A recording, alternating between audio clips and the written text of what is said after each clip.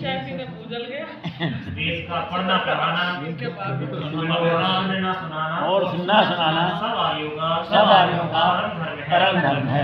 ऋग्वेद मंडल 1 सूक्त संख्या 4 मंत्र संख्या 9। मंत्र का विषय है धन संबंधन। ओम तत्वा वाजी सुवाजिनम वाजी याम शतक्रो धनानामिंद्रशातये।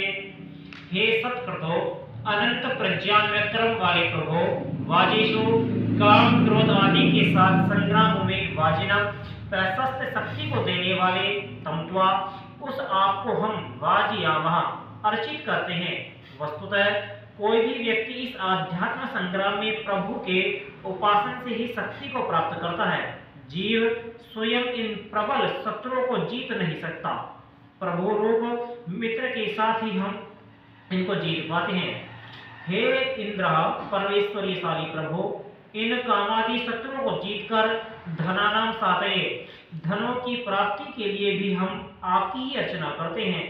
आपने ही हमें वे सब वस्तुएं प्राप्त करानी है जिनसे कि मनुष्य धन्य बनता है। शरीर का स्वास्थ्य, मन का नैर्मल्य व बुद्धि की तीव्रता से सब प्रभु कृपा से ही हमें प्राप्त होते हैं। भावार्थ प्रभु ही हमें आध्यात्म संग्रामों में विजयी बनाते हैं और धन की प्राप्ति कराते हैं। कार्य पारण। ओम यगायो अग्नि महंत सुपार सुरवत सखा तस्मा इंद्राय गायता।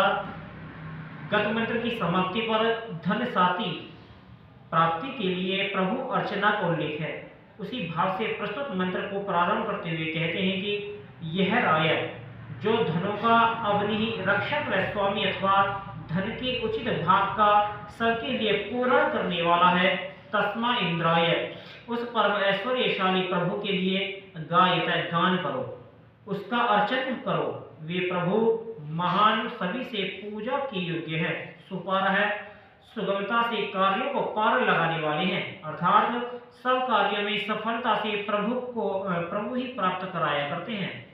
सुनवता यजशील पुरुष के वे मित्र हैं, अथवा सोम संपादन करने वाले के सोम का शरीर में ही संयम करने वाले के लिए भी प्रभु मित्र हैं। प्रभु की प्राप्ति उन्हीं को होती है जो शरीर में सोम की रक्षा करते हैं और यजशील बनते हैं। भावार्थ धन देने वाले वे प्रभु ही हैं, अतः उन्हीं का गायन करना चाहिए।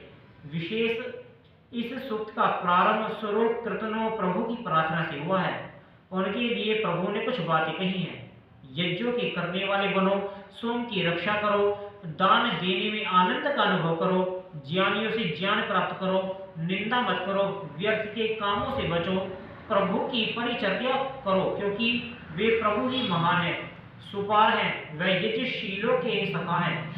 अब उस प्रभु के सम्मिलित गान के लिए निर्देश करते हुए कहते हैं पंचम सूक्त। ओ सामूहिक कीर्तन।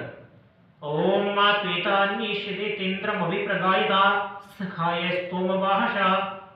हे स्तोमवास, प्रभु के स्तोमों को धारण करने वाले सखाय मित्रों, आतु एता आप निश्चय से आइए और आकर निशीदत अपने अपने आसनों पर नम्रता से बैठिए और इंद्रम उस परम ऐश्वर्यशाली प्रभु का अभिप्रगायता गायन करिए।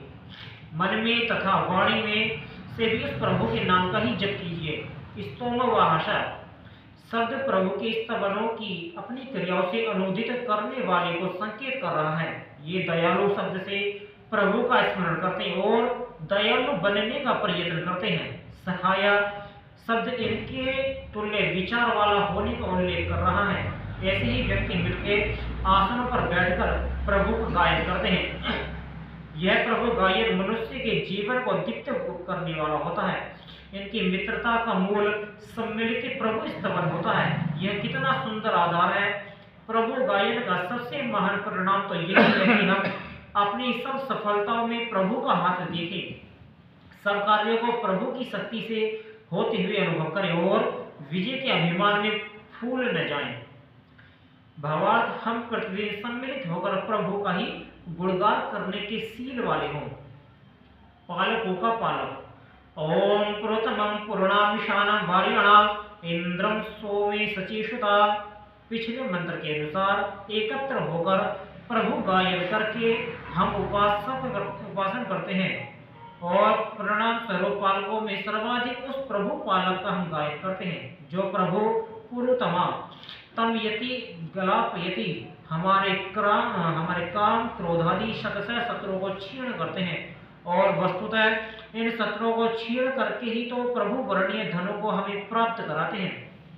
हम उस वार्याणाम वर्णीय धनों के ईशानम स्वामी का कीर्तन करते हैं जो प्रभु इंद्रम परमेश्वर ईशानी है, सब शत्रुओं का विदारण करने वाले हैं। उस प्रभु का वस्तुतः स्तवन तो सोमे सुते सोम का अभिषेक करने पर सचा उस प्रभु से मेल होने पर ही होता है। हम शरीर में सोम का संपादन करें, उस सोम को शरीर में सुरक्षित करने वाले बने, तब यह सोम उस प्रभु से हमारा मेल कराने वाला होगा और यही प्रभु का सच्चा स्तवन होगा। इस सोम से उस सोम को प्राप्त करना जीवन की यही सर्वमहान सफलता है।